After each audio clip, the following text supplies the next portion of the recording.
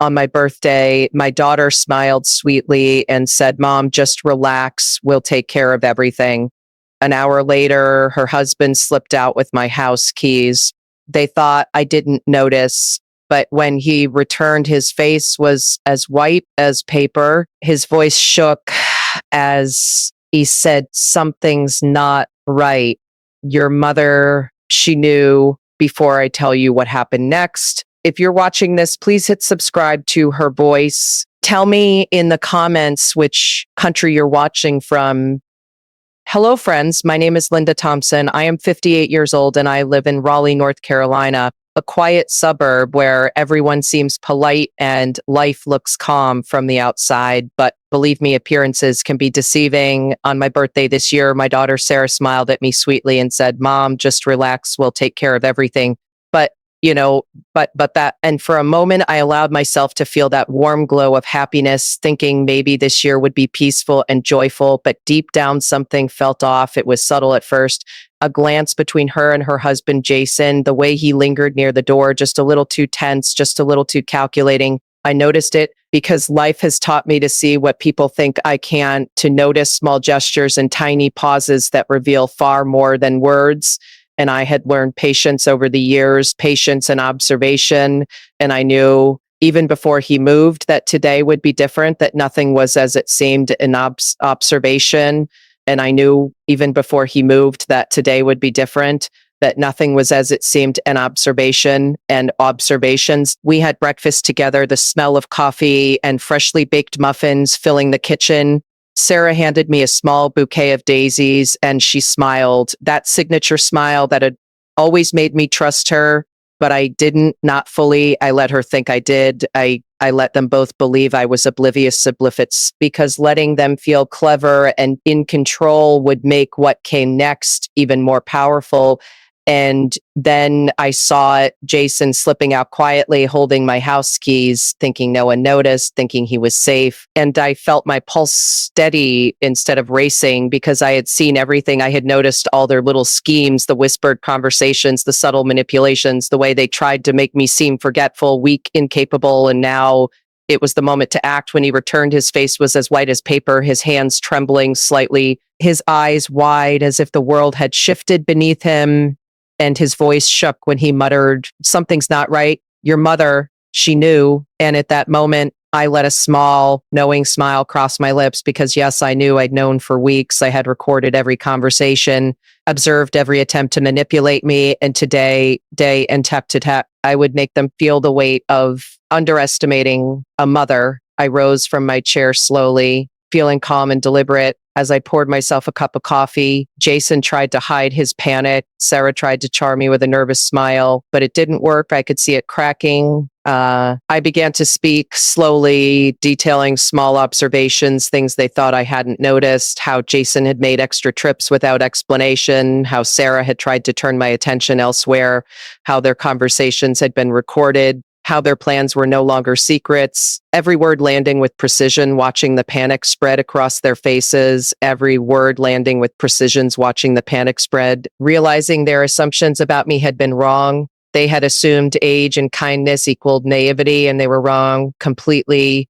I explained calmly how legal safeguards were in place, that their secret manipulations had documentation, that witnesses would see every attempt, and I watched Jason's jaw tighten, his face paling further, Sarah's eyes darting nervously tight and never be, and her smile disappearing completely. I reminded them that betrayal carries consequences, that lies do not remain hidden when someone has patience and foresight, that actions have weight, And the moment they thought they had the upper hand, they were already losing. Jason tried to speak, stammering, attempting charm, but I stopped him, saying that apologies would not undo what had already been done. And I could see the fear settling deeper into both of them, Sarah's hands shaking, Jason's voice faltering. As I explained how over the past months I had quietly observed, patiently waiting, planning, and preparing for this very moment, that every small action, every attempt to deceive, every whispered scheme had been noticed and accounted for, and that their confidence had been their downfall. Then I told them that later today, my sister would arrive from Charlotte to witness everything, someone who knew their intentions, someone who would see the culmination of their plotting, and I watched as both faces turned completely pale, understanding now that their plans had failed before they could even act fully.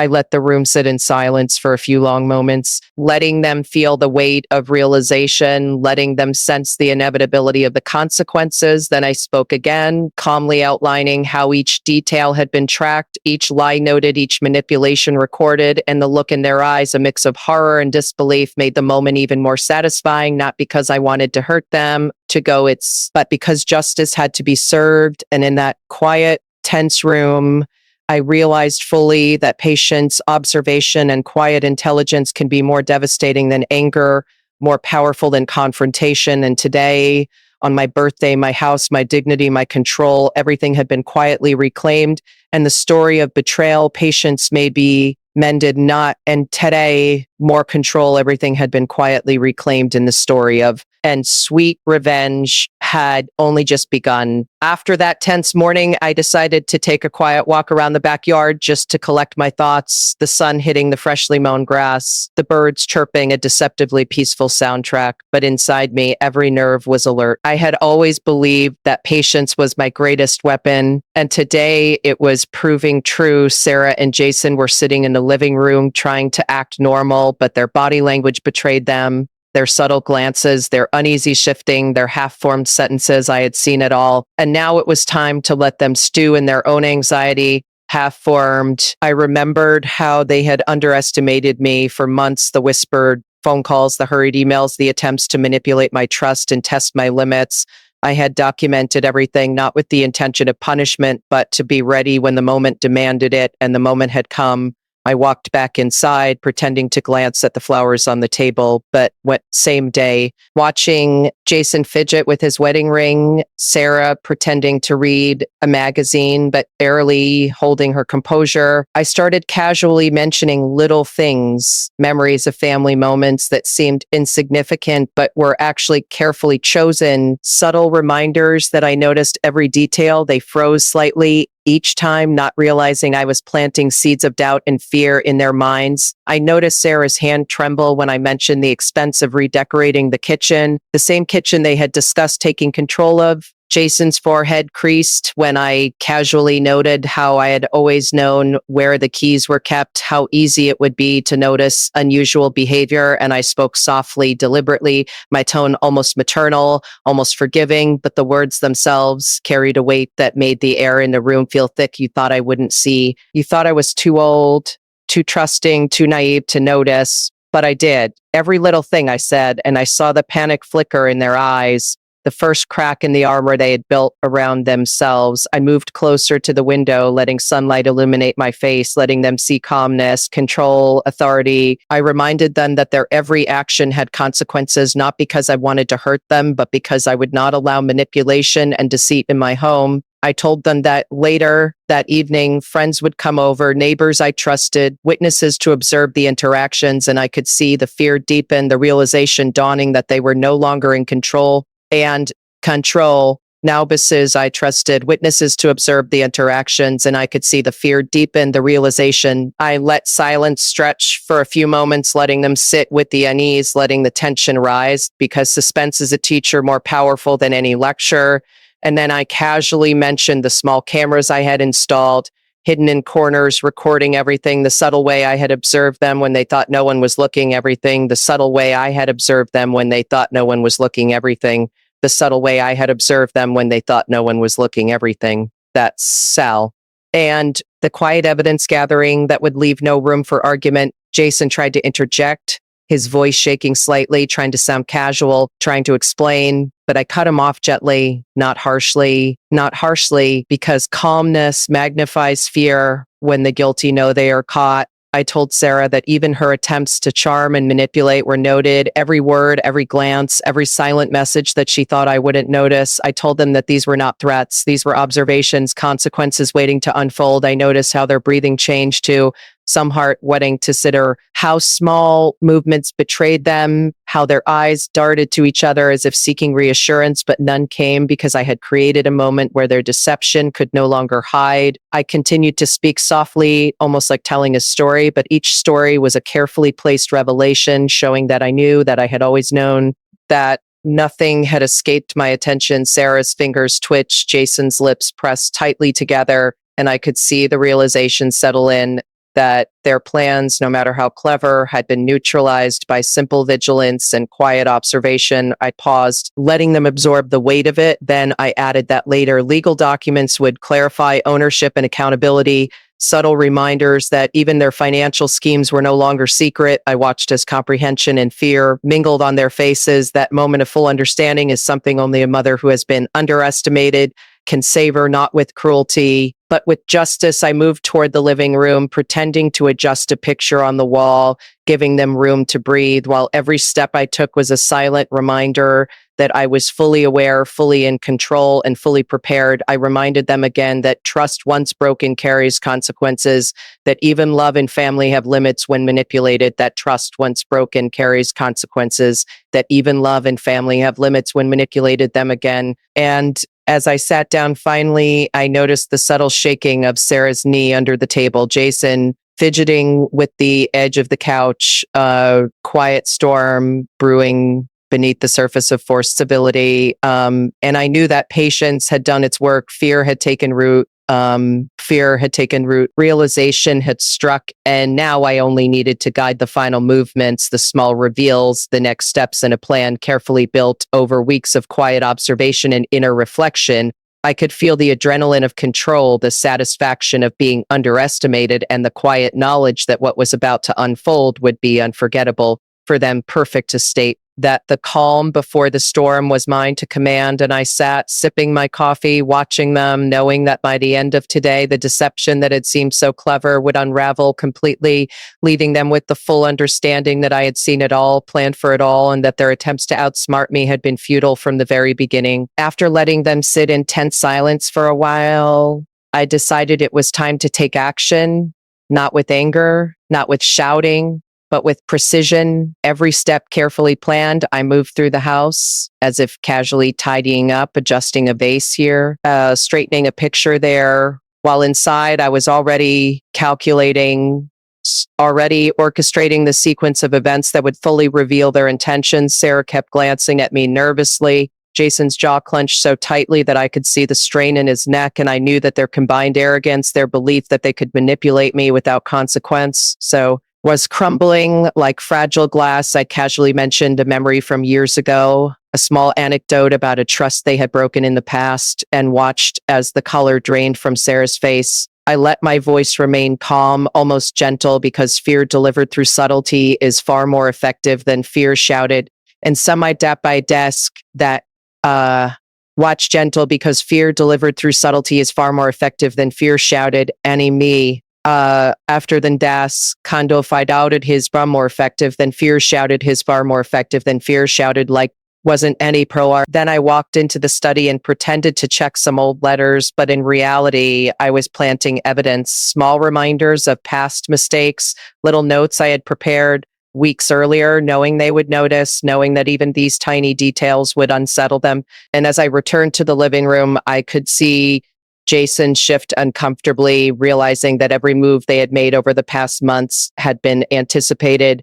Every whisper, every glance, every plan documented and observed. I began speaking again, softly, carefully, weaving together observations and revelations and revelations and revelations, and Babin said, I letting them understand that their cleverness had been entirely transparent to me, that the house they thought was theirs to manipulate was actually mine in every sense that mattered: ownership of space, trust, and ultimately control. I reminded them that patience is a silent force, and that when underestimated, even a quiet mother can create consequences far stronger than any sudden confrontation. Sarah's hand trembled as she reached for the flowers on the table, a nervous gesture. Jason tried to maintain his composure, but failed, the subtle shaking of his foot betraying the panic that he tried to hide behind forced calm. I walked toward the window and leaned slightly, and said, letting sunlight illuminate my face, letting them see my calm and confidence. And then I casually mentioned how I had invited a neighbor, someone they had underestimated who would be stopping by later, someone who would witness the interactions and subtly corroborate my observations. Their faces paled further. The realization that even friendly faces were allies of mine added weight to the tension. I moved back to the kitchen, pretending to pour myself another cup of coffee, while inside I was mentally mapping the next steps, how I would continue to expose the depth of their deception step by step, little by little.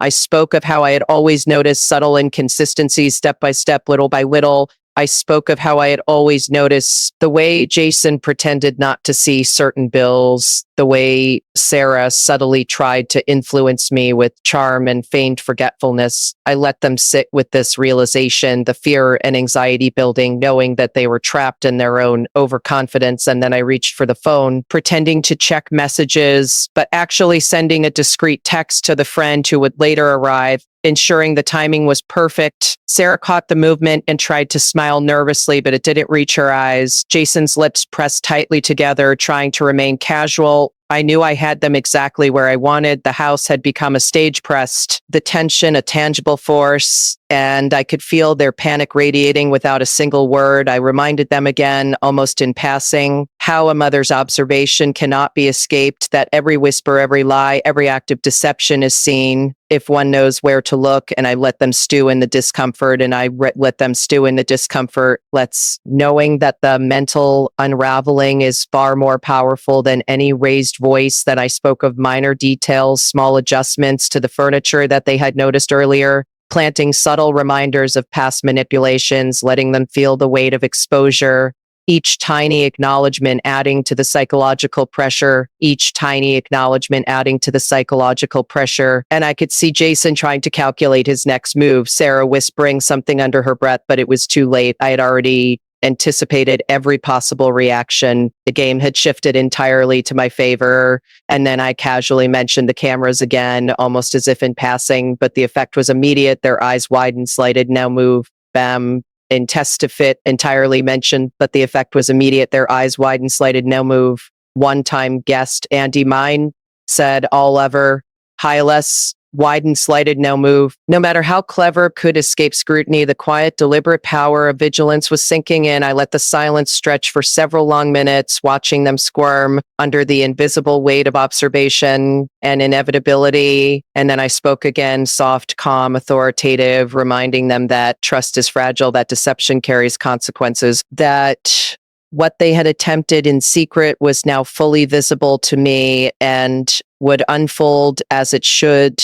And in that room filled with the warm afternoon light, I felt the full satisfaction of being underestimated and yet fully prepared. The thrill of strategic patience, the quiet, simmering sense that they were learning the hard lesson of underestimating a mother's insight, that their arrogance had been their undoing. And as I sipped my coffee, feeling the power of quiet control, I knew that the final moves, the full revelation, the ultimate exposure of every deceitful act were only moments away. The follow was then no redi ending Syri indanis mother coffee, feeling the power of quiet control. I knew that the final moves, the full reverovent, the first true steps of sweet, calculated revenge had begun, and they could feel it even if they did not yet understand its full scope. The tension thick, the suspense tangible, and I sat calm, poised, watching as they slowly realized that their clever little game had collided with a mother's patience and intelligence, and that there was no turning back from the reckoning that was about to unfold. After letting the tension settle, I knew it was time to start putting the first pieces of my plan into motion. I moved through the house slowly,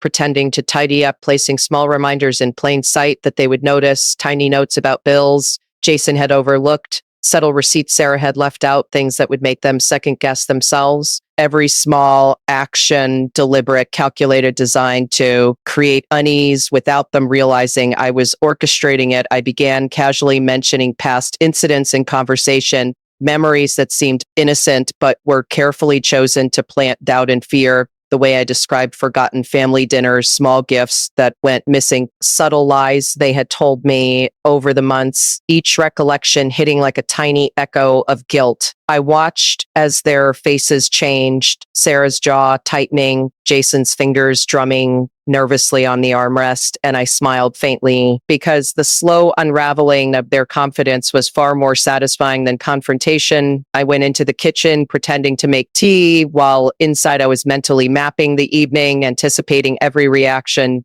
Every attempt to regain control, I knew exactly how to guide them into the trap I had prepared. I began casually mentioning the new security system, almost as if it was an aside, the cameras I had installed in corners recording everything, and I could see Jason's pupils dilate slightly, the realization dawning that every action, every step, every attempt to manipulate had been observed. Sarah shifted uneasily, pretending to fix her hair, but the tremor in her hands betrayed her. I reminded them gently that I had not been oblivious, that patience and observation had allowed me to notice even the smallest details, and that their planning, their scheming was now exposed in a way they could not control. I watched as panic slowly crept into their expressions, subtle, creeping dread, the type that can't be hidden no matter how clever one thinks they are. And I continued to place small evidence, arranging papers on the counter, leaving receipts slightly askew, intentionally leaving the house slightly disorganized in ways only they would notice. Every detail a reminder that I saw, I knew, I remembered. I let the tension build naturally, letting them feel the invisible pressure. And then I casually mentioned that later that evening, friends and neighbors I trusted would stop by, creating an additional layer of observation, letting them know that their every move could potentially be witnessed to catch. For a day, their reactions now carrying the weight of external accountability. I sipped my tea calmly, deliberately, and I could see Sarah's mind racing, Jason trying to maintain composure, but failing, the subtle shaking of his leg betraying the fear rising inside him. And I reminded them again that deception carries consequences, not through threats or shouting, but through quiet certainty and control. I spoke about the past, about the subtle signs of dishonesty I'd noticed over the months, about the tiny manipulations they had thought went unseen, and I let silence follow each sentence, letting them feel the weight of their choices. I moved back into the living room and began organizing small details, placing family photos slightly askew, leaving notes that alluded to previous conversations and broken promises, tiny reminders that were impossible to ignore, and I could see the effects immediately, their unease growing, their confidence eroding. Jason whispered something under his breath. Sarah shifted nervously in her seat, and I knew the trap was working exactly as I intended. I spoke softly, almost like telling a story, recounting subtle moments from their own actions, moments they thought I had forgotten, every word adding pressure, every pause heightening suspense. And I could see fear building in their eyes, a quiet realization that the situation was no longer in their control. I casually mentioned that I had arranged for a legal consultation, that everything they had attempted to manipulate was now documented and could be verified. Their eyes widened, amount documented and could be verified. Their eyes widened, did not. Even so, the implication sinking in, and I watched as they struggled to find a strategy, any way to regain control, but it was too late. I had anticipated every move, calculated every possible reaction, and guided them naturally into the scenario I had prepared. Every tiny act, every subtle shift of paper or note on the table, every word I uttered was a part of a larger web designed to catch them, and I could see them trapped in it, helpless under the weight of their own arrogance. And then I casually mentioned my sister's upcoming visit, the witness to observe all interactions. And Sarah's fingers twitched nervously, witness to observe all interactions. Jason's jaw clenched tighter. The realization that their schemes could not remain hidden even from family sank in. I let a small, calm smile cross my face as I sipped my tea, because their panic, their helplessness was proof that patience, intelligence, and quiet observation had done its work. The first subtle trap had been set, and they were walking right into it, unaware of how meticulously everything had been prepared. And as I stood there watching them, letting them stew in fear and self-doubt, I knew that today was only the beginning. The slow, deliberate unraveling of their confidence had begun, and the first sweet steps of revenge were now firmly in motion. By the late afternoon, I could feel the first signs that my subtle trap was working. Sarah and Jason were no longer able to hide their anxiety. Small mistakes began to appear, a dropped napkin, a misplaced cup, a glance too long exchanged between them. I watched quietly, pretending to sip my coffee, letting the tension build naturally. I noticed Jason's hand tremble as he reached for the magazine on the table. Sarah's foot tapped nervously under her chair, tiny cracks in their composure forming like fractures in glass, and I smiled faintly because this was exactly what I had anticipated. The slow erosion of their confidence was far more satisfying than confrontation. I casually mentioned that I was considering taking a short walk to the local market, watching their reaction closely, and they immediately shifted, Jason's eyes widening slightly, Sarah tensed, and I knew they were already calculating, trying to adjust their plans in the moment, but it was too late. The web I had spun was already closing in. I walked to the hallway, casually cozying in tract, pretending to straighten a picture, and I could hear Sarah whispering something to Jason, their hushed tones betraying fear. A desperate attempt to regroup, I returned to the living room, pretending to check my watch and let them stew in the silence. Knowing that anticipation can be more powerful than any confrontation, I reminded them casually about minor things, a family dinner that had been subtly altered, a small gift that had gone missing, the way I had noticed their manipulation of household tasks, and I let them sit with the knowledge that everything was being observed, that nothing escaped my attention, the way I had noticed their manipulation of household tasks, and I let them sit with the knowledge that everything was being observed, that nothing escaped my attention. I began to speak softly, recounting details of their behavior, not in anger, but with calm authority. And I could see the small tremors in Jason's jaw, the tiny shaking of Sarah's hand, the realization that every move had been anticipated. I mentioned in passing that my sister would be stopping by soon, a neutral observer who would notice anything unusual, observer who would notice. And the subtle effect was immediate, a new layer of panic settling over them. Sarah fidgeted with her necklace. Jason's posture stiffened. They were trapped in the tension I had built carefully. I leaned back in my chair, pretending to sip my coffee, observing every micro expression, every attempt at composure failing. I reminded them softly that patience is a mother's secret weapon, and that when underestimated, a quiet, calm presence can dismantle even the cleverest schemes. Sarah tried to smile nervously. Jason attempted casual conversation, but their words stumbled, revealing their unease to, untempted casual conversation, but their words stumbled, revealing their unquestioned. And I watched the subtle signs of stress, the way their eyes darted to each other for reassurance, the shallow breathing, the tense shoulders. And I knew the first stage of my plan had succeeded, the psychological pressure building. I started mentioning trivial events from the past weeks, things they thought I had forgotten, little conversations, small manipulations. For the past weeks, things they thought I had forgot, subtle tests of my memory. And the weight of being observed, being understood, being anticipated, hit them harder than they could have imagined. I spoke gently, almost conversationally, letting each revelation sink in. Almost conversationally, letting each revelation sink in, letting the suspense rise naturally, the room charged with silent tension. And then I casually noted the placement of cameras again, almost as if in passing, and Jason's eyes widened. Sarah's hand clutched at the arm of her chair. The understanding that nothing had escaped me was beginning to fully terrify them. I let the silence stretch, on letting anticipation do the work that confrontation could not. I reminded them of the importance of trust and honesty, how easily it can be shattered and how carefully it must be preserved. They fidgeted nervously, making small unintentional errors, dropping notes, misplacing objects, revealing even the smallest cracks in their composure, each mistake adding to their fear. I observed quietly, noting every reaction, every pause, every moment of hesitation, knowing that these small errors were the first real signs that their plans were failing. I spoke again, reminding them calmly of the evidence I had gathered into the careful documentation of every act of manipulation, and their panic deepened. Sarah's fingers twisted nervously. Jason's throat cleared as if trying to regain composure. And I knew the psychological pressure was working exactly as I intended. I mentioned casually that later in the evening, neighbors and friends would stop by quietly observing interactions,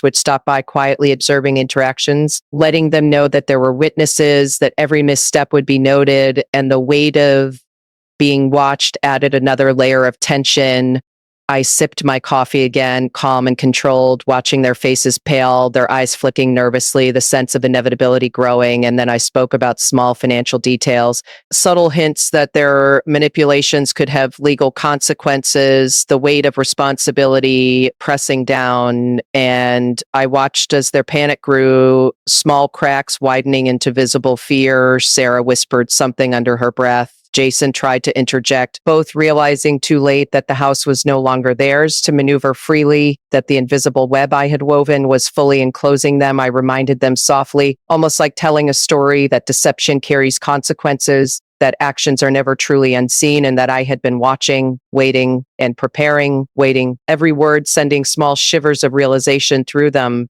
I noticed the trembling in their hands, the darting eyes, the sudden silence as they understood the depth of my observation, the room thick with tension, suspense building naturally, and I smiled faintly because their panic, their small mistakes were proof that the first stage of my plan was working, and naturally, because their panic, their small mistakes were proof that the first stage of my plan was working, and naturally, and I smiled. Faints were proof that the first stage of my plan was working, and naturally, and I smiled faintly because their panic, their small mistake are proof that the slow psychological unraveling, the subtle fear, the quiet understanding that they were no longer in control had begun. And by the time the evening arrived, they would fully realize that underestimating a mother is the gravest mistake one can make. By late afternoon, as I could sense the subtle shifts in the air, Jason pacing nervously near the window, Sarah fidgeting with a napkin, tiny mistakes accumulating as if the house itself was conspiring against them. I watched quietly, letting them feel the pressure of anticipation. And I knew the time had come to turn observation into action. I casually mentioned that I had discovered some discrepancies in the bills over the past months, how certain charges had been overlooked, and how careful attention to details had revealed inconsistencies. Their eyes widened slightly, a flicker of panic crossing Jason's face. Sarah's fingers trembled against the edge of the table, and I could see the realization sinking in that even minor attempts to manipulate finances were no longer hidden. I moved toward the kitchen, pretending to prepare a snack, and left subtle evidence in plain view. Papers, receipts, small notes that pointed directly to their missteps, and I could feel the tension rising for cut subtle evidence in plain view.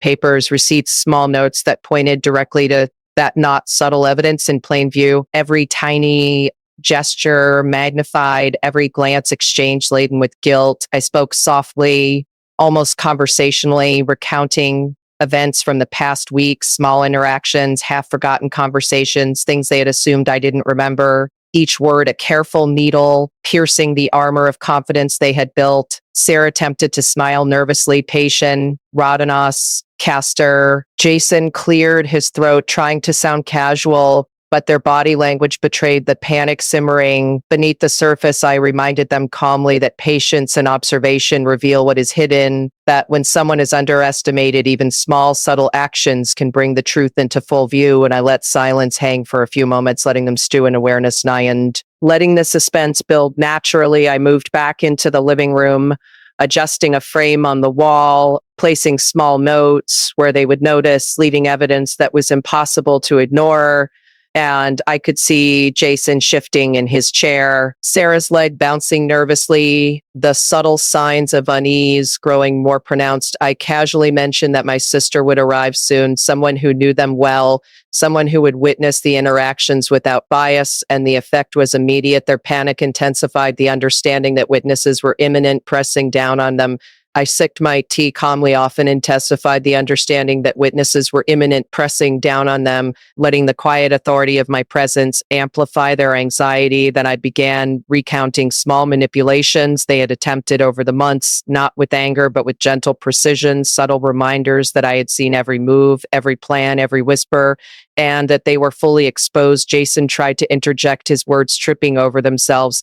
Tripping said to interject his words, tripping over themselves. Sarah shifted nervously, their composure unraveling piece by piece. I spoke softly about the consequences of deception, about how trust, once broken, carries weight that cannot be ignored. And I could see the fear spreading, their eyes darting to each other for guidance. But no reassurance came because I had anticipated every possible reaction, every strategy they might attempt to regain control. I walked over to the table, leaving subtle papers in plain view, small hints of what I had observed and documented, and I could see Sarah's breath catch, Jason's jaw tighten, panic now rising in waves. I spoke casually about minor details, little inconsistencies that they thought I had overlooked, and I watched as their minds raced, trying to calculate damage control, but it was too late. The first real mistakes had already been made, their panic growing, their subtle errors now obvious. I let the tension linger, but they're 20 miles, and Naima letting them sit with the uncomfortable truth that the house, the day, the environment itself was under my control.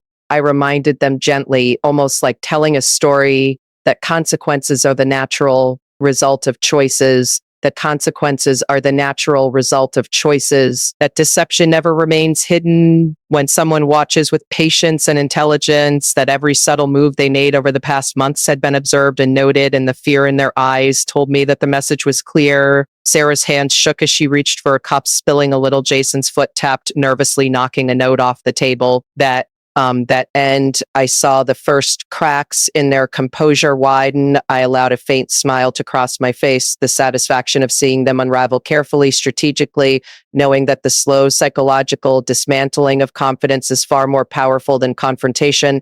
I spoke softly again about past minor incidents, things they thought I had forgotten, little deceptions. Madam Bin, after rush percent of confidence, insological dismantle, subtle manipulations, every word building pressure, every pause heightening suspense. I reminded them casually that even seemingly trivial things are noticed, observed, and remembered, the weight of awareness pressing down on them. I sipped my tea again, calm, controlled, and could see their panic increase, the room heavy with tension. And then I mentioned casually, almost in passing, that the neighbors would arrive soon, quietly observing, adding a layer of accountability. Their faces paled further, the realization that mistakes could be witnessed externally pressing down. I continued in aggro of accountability. Their faces paled further, the realization that mistakes could be witnessed externally pressing to make the neighbor of accountability. Their faces paled further, the realization that mistakes could be witnessed externally pressing down. I continued to make it in two dam,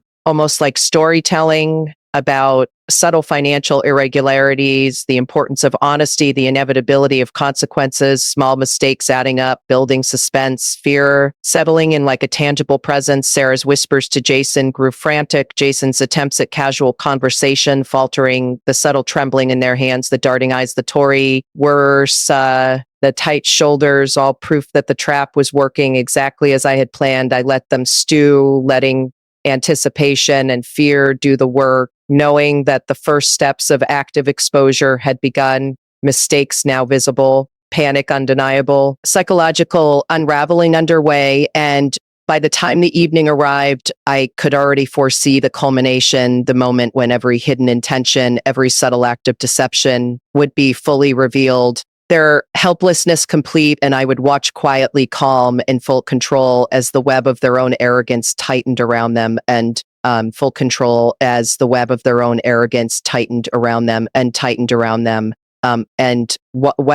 When for every D intention, every subtle act of right was for something, when ensuring that underestimating a mother, underestimating a woman with patience, foresight, and intelligence would be a mistake they would never forget. By early evening, I could feel the full weight of the tension in the house. Sarah and Jason were no longer able to hide their anxiety. Their attempts at casual conversation stumbled, their small gestures betraying a panic I had carefully cultivated.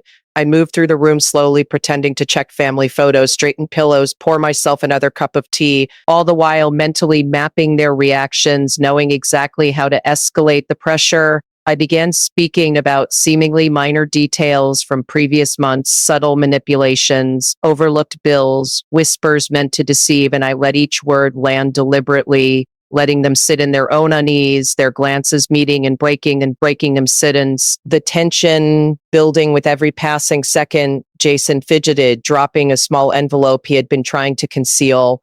Sarah's hand trembled as she reached for a pen, and I smiled faintly because their first real mistakes were appearing exactly as I had predicted. I casually mentioned a subtle observation about the way they had tried to hide a minor financial transaction, pretending it was a passing remark, but the effect was immediate. Sarah's eyes widened, Jason's jaw tightened, and the fear that I had been silently accumulating over weeks now fully settled in. I walked past them calmly, sipping my tea, letting the weight of my presence amplify their unease. I spoke gently, almost like telling a story, recounting small events they thought I had forgotten, minor deceptions, every word designed to heighten suspense, every word designed to have forgotten, minor deceptions, every word designed to heighten suspense, every word designed to heighten surfer, to make them realize that no detail had escaped my attention. The room was thick with quiet dread, their subtle mistakes now multiplying, a spilled cup here, a knocked over note there, and I let each one accumulate, a slow crescendo of evidence and panic. I reminded them softly that observation and patience are far more powerful than confrontation, that even the cleverest manipulations are vulnerable when faced with vigilance. Sarah tried to regain composure, but her lips quivered. Jason attempted a casual smile, but his hands shook visibly.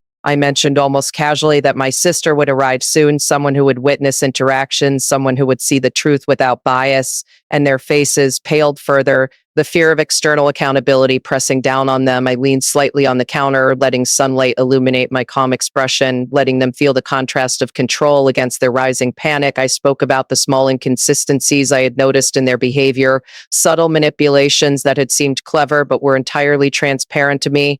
And I watched as realization dawned, their confidence unraveling further. I moved to the hallway and adjusted a picture frame, leaving subtle evidence in plain sight, documents, notes, receipts, small details that they could not ignore, each one a tiny nail in the coffin of their composure. Jason whispered something under his breath. Sarah's fingers twitched nervously, and I let silence follow, letting anticipation and fear do the work. I reminded them gently but firmly that consequences are natural, that actions have weight, and that I had been watching, waiting, recording, and preparing impressments of priding is every subtle move they had made now fully exposed. I walked back to the living room, leaving minor evidence in strategic locations, and I could see their breathing grow shallow, small tremors betraying the panic that was building. I spoke softly about minor financial discrepancies again, letting the knowledge that they were fully documented settle over them. Maybe I speed 20% about minor financial discrepancies, again, letting the knowledge that they were fully documented. So I sodi decadent funny F, but I watched Sarah's foot bounce nervously, Jason's hands fidget, the subtle cracking of composure becoming more visible. I leaned in slightly, almost imperceptibly, and reminded them that trust is fragile, that deception never remains hidden, that their actions had already begun to unravel in ways they could not control. And the room seemed to pulse with suspense, their panic now rising in waves, each mistake compounding the last. I allowed my calmness to dominate the atmosphere, knowing that my quiet control was far more terrifying than anger could ever be. I casually mentioned that the neighbors would soon arrive, silently observing, and their faces paled further, knowing that their mistakes might be witnessed externally, their panic becoming tangible. I continued with subtle references to past manipulations, small schemes, little whispers meant to deceive, letting each recollection settle in. I saw the terror grow, recreases, task manipulations, little whispers meant to deceive, letting each recollection settle in. I saw the terror grow, and their attempts to regain control faltering. Sarah's hand shook as she reached for a note. Jason's jaw clenched as he realized another small error had been exposed. I let the tension linger, letting them sit in full awareness of their own helplessness. Each subtle error, a reminder that they were no longer in control, the psychological pressure mounting with every second. I spoke softly, almost conversationally, letting them feel the inevitability of exposure, of consequences, of the fact that patience and observation had given me complete mastery over the situation.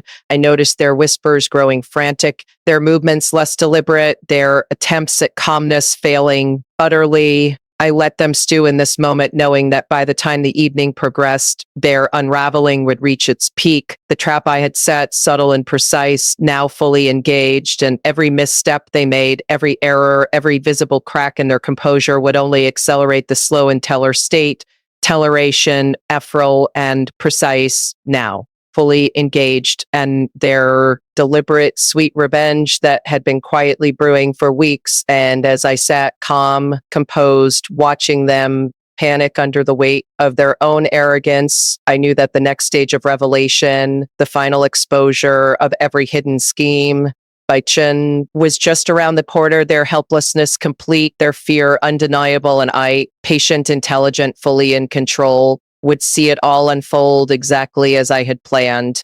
As evening approached, I could sense the pressure reaching its peak. Sarah and Jason were visibly unraveling, their small mistakes multiplying, the tension in the room almost tangible. I moved casually through the living room, pretending to arrange photos and magazines. While inside I was orchestrating the final steps of my carefully constructed plan, I began to speak softly, recounting minor incidents from previous weeks, little manipulations, whispers, half-forgotten lies, each word carefully selected to heighten their anxiety. I let silence follow, letting anticipation work its magic. Their eyes darted nervously to each other. Sarah's fingers twisted in her lap. Jason's jaw tightened, and I could see the cracks in their composure widening. I casually mentioned that I'd reviewed all recent household accounts, noting discrepancies, subtle financial manipulations that I had long anticipated, and the realization hit them like cold water. Their panic now over, Sarah's breath quickened, Jason's hands fidgeted, every small error becoming magnified under the weight of observation. I continued calmly, almost conversationally, reminding them of subtle betrayals, the little schemes they had thought invisible, the gentle but undeniable awareness that everything they had tried to conceal had been quietly documented. I moved to the kitchen, leaving small notes, receipts, and subtle reminders where they could see them, tiny pieces of evidence designed to provoke reaction. Leaving small notes, receipts, and subtle reminders where they could see them, tiny pieces of evidence designed to provoke reaction.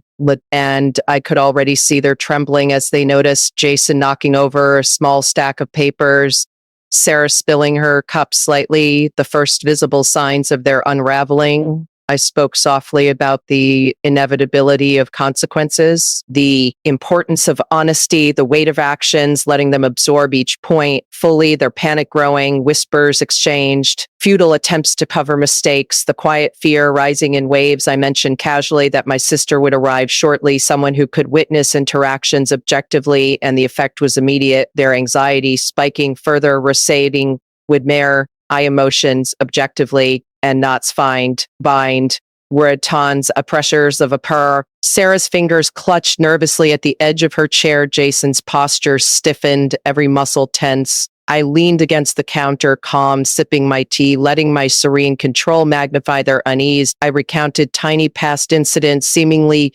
insignificant moments of deception, subtle manipulations, each trimming to moments of deception, subtle manipulations, each trimming and significant moments of deception. Subtle manipulations, and I could see the realization settling in, the understanding that nothing had gone unnoticed, that their clever schemes were now fully exposed. I began to escalate subtly, moving through the rooms, placing small items in strategic locations, leaving evidence in plain sight. Each gesture designed to provoke mistakes, to test their composure, and I saw them falter. Jason knocking over a pen, Sarah misplacing a note, the first overt errors in their careful facade.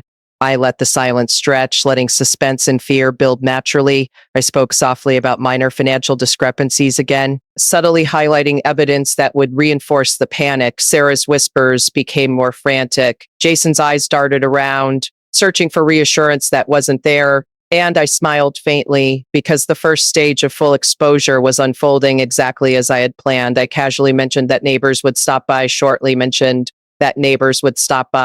silent witnesses to the household dynamics, and the pressure of external observation intensified their fear, their composure crumbling further. I continued recounting small manipulations and subtle lies, each word a deliberate needle forcing them to confront their own mistakes. I noticed the tremor in Sarah's hand, the tightness in Jason's jaw, and the growing realization that they were trapped in their own web. I moved back to the living room, pretending to check a clock, while inside I was orchestrating their psychological dismantling, every misstep they made, every visible crack in their behavior, accelerating the inevitable exposure. I spoke casually about trivial family matters that had previously been points of manipulation, letting them recognize that even small everyday events had been observed, documented, and interpreted, the room thick with tension, suspense building, their panic now apparent to anyone who looked closely. Sarah's hand trembled as she reached for a paper. Jason knocked over a small vase, their mistakes becoming physical manifestations of their unraveling. I let the moment linger, letting anticipation and fear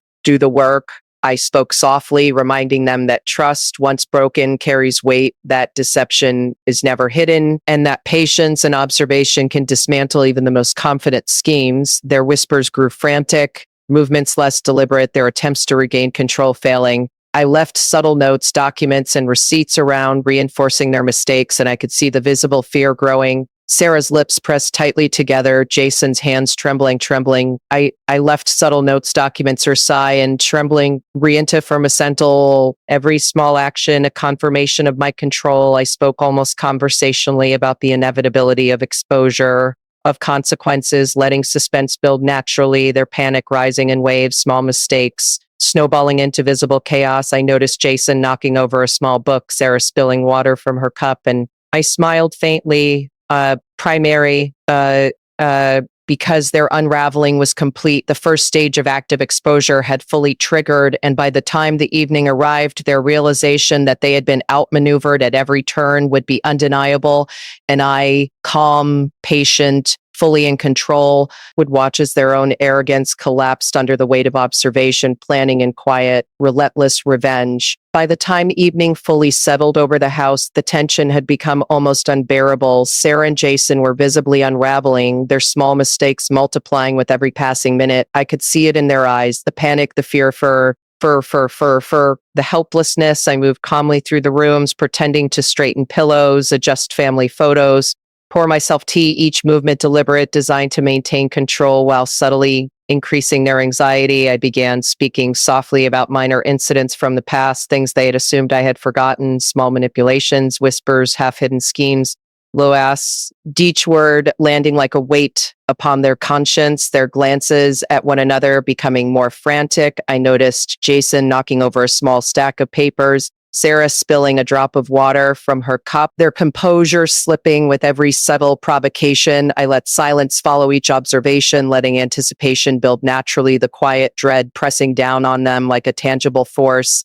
I reminded them gently but firmly that deception carries consequences, that actions, no matter how clever, leave traces, that actions, no matter how clever, leave traces, and that patience and observation can dismantle even the most confident schemes. Their whispers grew frantic, attempts to regain composure failing, the room charged with suspense, every small mistake now a visible sign of their unraveling. I casually mentioned that my sister would be arriving soon, someone neutral who would witness interactions objectively, and the effect was immediate, their panic rising further. Sarah's fingers twisted nervously, Jason's posture stiffened, every movement tense. I leaned slightly against the counter, calm and composed, letting my serene presence amplify their fear. I spoke about tiny inconsistencies, subtle manipulations they had attempted, things they thought I hadn't noticed, each word carefully chosen to heighten tension. I moved to strategic locations, leaving notes, receipts, small evidence in plain sight, forcing them into mistakes. Jason knocking over a book, Sarah misplacing a pen. I let the room sit with the silence of anticipation, every second magnifying suspense.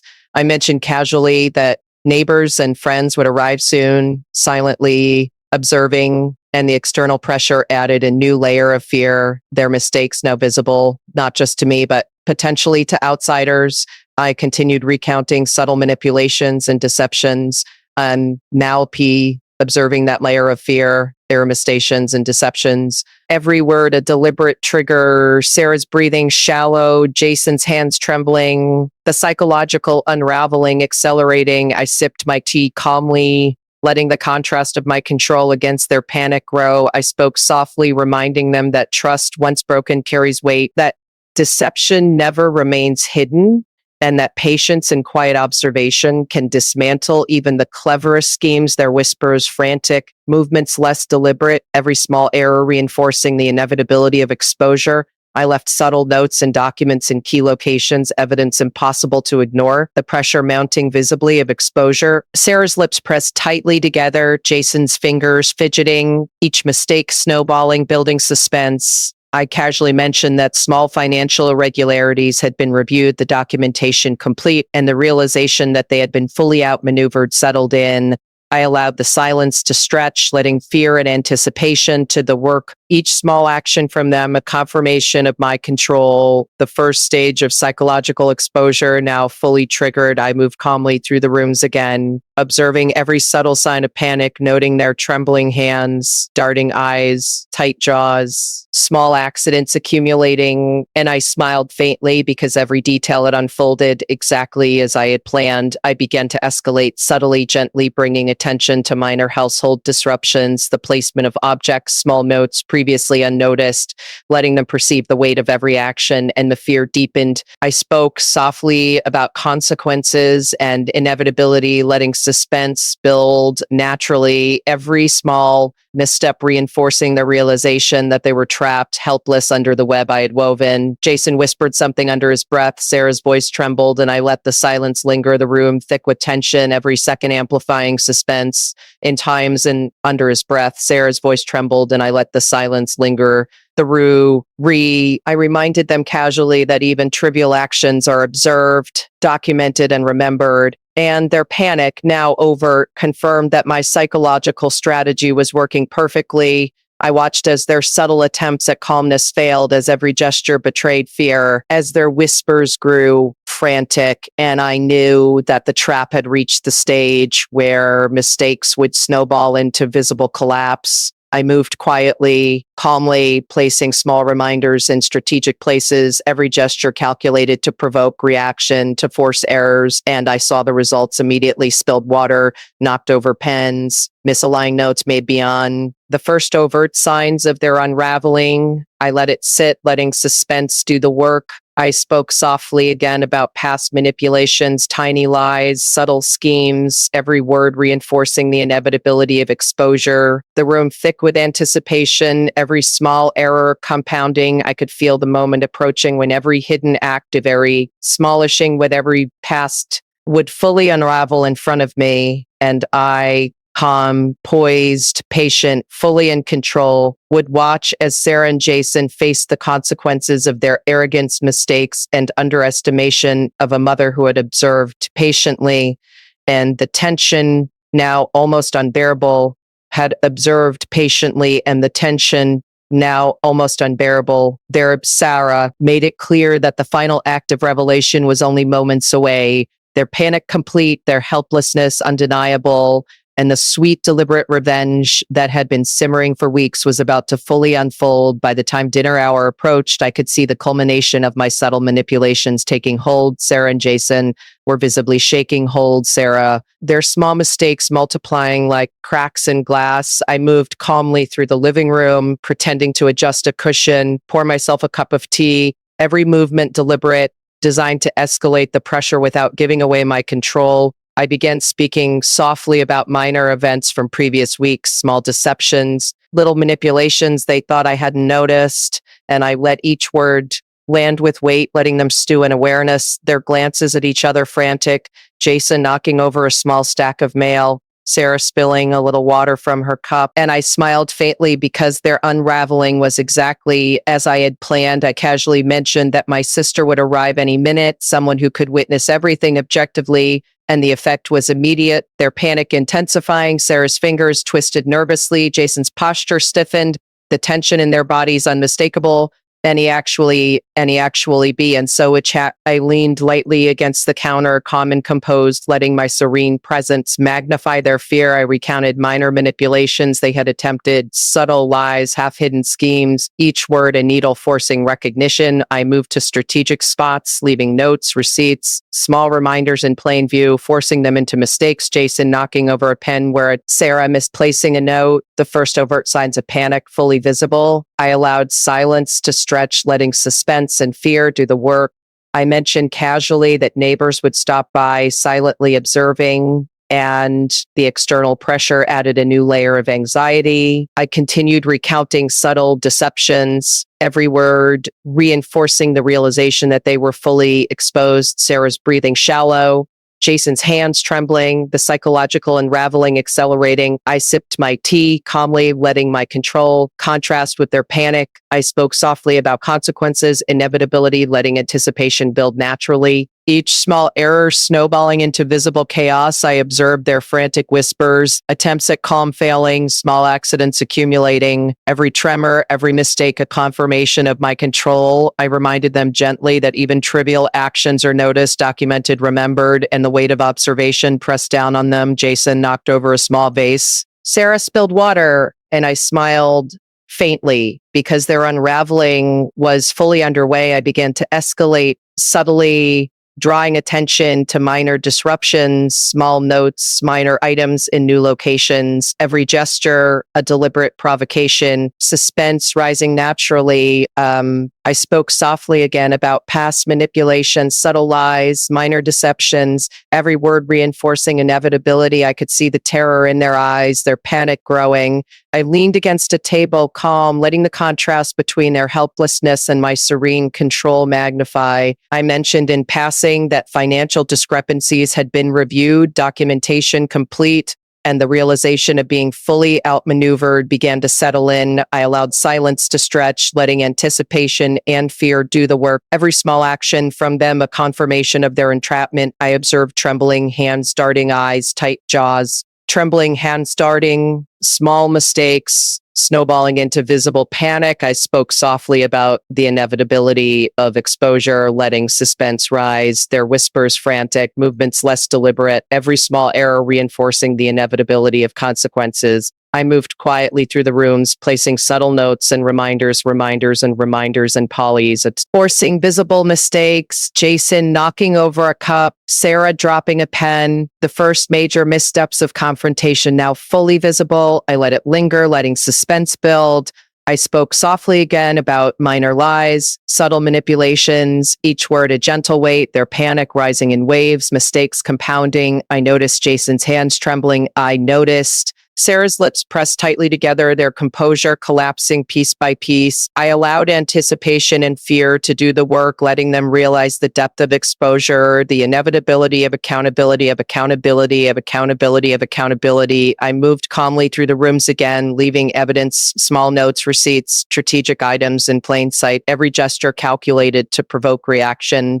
Corsairs, the psychological unraveling accelerating. I watched as their subtle attempts at calmness failed, every gesture betraying panic, whispers growing frantic, the tension thickening, and I knew the moment was approaching when every hidden act, every deception, every small scheme would fully unravel in front of me, and I, calm, composed, fully in control, would witness the culmination of weeks of patient observation and deliberate manipulation, their panic complete, their helplessness undeniable, and the first major confrontation where subtle mistakes became obvious errors with consequences was about to begin, ensuring that underestimating a mother, underestimating a woman with patience, foresight, and intelligence was a mistake they would never forget. That night, the air inside my house felt heavy, like something unseen had started breathing between the walls.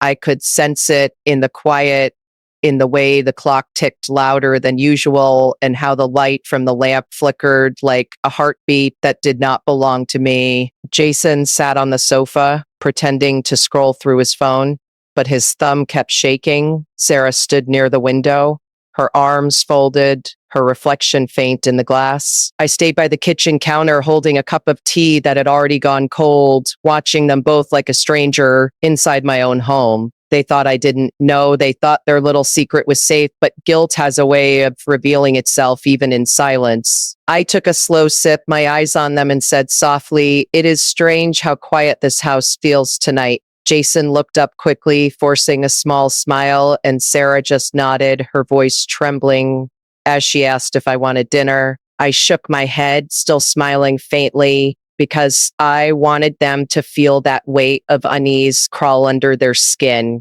I sat down across from them and said, I have been thinking about what family really means, about how trust can vanish when greed starts to whisper inside a heart. Sarah froze, her eyes darting toward Jason. He tried to keep his composure, but the color drained from his face. I could see it in his jaw, the tightness, the panic he tried to hide. I leaned back and said quietly, when people betray someone who loves them, they forget that love remembers everything. My words landed like stones in the silence. Jason dropped his phone, the sound echoing across the room. Sarah whispered something I could barely hear, maybe an apology, maybe fear. But I didn't answer. I just stood up, walked to the drawer near the hallway, and took out a small brown envelope. I placed it on the table right in front of them and said, "This is what truth looks like when you finally stop hiding from it." Sarah's eyes widened and Jason's hands clenched together. Inside that envelope were copies of every bank statement, every message, every signature they had forged behind my back. I had found them weeks ago, but I waited for the right moment. I wanted to see how far they would go. Jason tried to speak, his voice shaking as he said, "Linda, this isn't what you think." I raised my hand slowly and said, "Don't lie again. You already did that enough for both of us." Sarah's tears started to fall. She kept saying she didn't mean it, that it was Jason's idea. But her voice didn't sound innocent anymore. It sounded tired, cornered, exposed. I looked at her and said, "You were my daughter before you were his wife, and yet you chose him over me, over the woman who raised you." She covered her face with her hands and sobbed. And for a moment, I felt something break inside me too. But pain has its own purpose. I needed them to see the cost of betrayal. I told them both that the lawyer had already seen the documents, that every account and property they touched was now locked under my name alone. Jason looked stunned, his lips trembling. As he realized what that meant, he stood up suddenly, pacing the room, whispering that I couldn't do this. I said calmly, "I already did. You see, you thought I was just an old woman, easy to fool, easy to forget. But I have spent my whole life learning how people change when money is involved. You just proved me right." The color in Sarah's face vanished completely, and Jason's shoulders slumped like a man who finally saw the ground beneath him collapse. I sat back down and said softly, "I am not angry anymore. I am just done pretending that love should blind me." Sarah whispered, "Mom, please, we can fix this. Just give us a chance." I smiled sadly and said, "You had a chance. It was called honesty, and you traded it for greed." The house felt still again, the kind of stillness that comes after a storm is past, but the wreckage is still visible. I stood up, walked to the window, and looked out at the quiet street where the lamppost flickered. Jason sat down slowly beside Sarah, his hands covering his face, both of them finally silent. I whispered more to myself than to them. Sometimes you need to lose everything to learn what was truly yours. And as I stood there, I realized this wasn't the end of their plan, but the beginning of my own. The next morning, the house felt quiet, too quiet, like it was holding its breath after a storm. I sat at the kitchen table, watching sunlight fall across the floor where Sarah and Jason had stood the night before. My coffee had gone cold, but I didn't care. I could still hear their voices in the back of my mind, their guilt, their fear, their regret. When Sarah finally walked into the room, her eyes were swollen, her voice barely steady as she said she was sorry. I looked at her for a long moment, and for the first time, I saw the little girl she used to be, hidden somewhere behind the woman who had betrayed me. Jason stood behind her, silent, his head lowered like a man who knew his choices had burned every bridge. I slid an envelope across the table, my voice calm as I told them it was over. The lawyer had sealed everything, the accounts, the house, every piece of what they tried to take. Sarah started crying again, begging for another chance, but I had no strength left to give. Sometimes love has to stop forgiving before it forgets itself. They packed their things quietly, no shouting, no excuses, just silence and the sound of drawers closing. When they finally left, Sarah turned back at the door, her eyes full of tears, and whispered that I was right. I nodded and said, I had to be, because you weren't. Their car disappeared down the street, and the silence that followed felt different, peaceful, heavy, but freeing. I walked to the porch, the breeze soft against my face, and for the first time in years, I felt safe in my own home. Revenge didn't feel like victory, it felt like clarity. It felt like clarity. Sometimes you don't win by hurting them back. You win by taking your peace away from their chaos. I watched the sun rise higher, its warmth spreading across my hands, and I smiled, not because I was proud, but because I was done. Friends, if you stayed with me till the end, thank you for listening to my story. I hope it reminds you that no one is ever too old to start over, and no betrayal can steal your strength if you refuse to let it. Don't forget to like, comment where you're watching from, and subscribe for more stories from her voice. Until next time, take care of your heart and never let anyone decide your worth.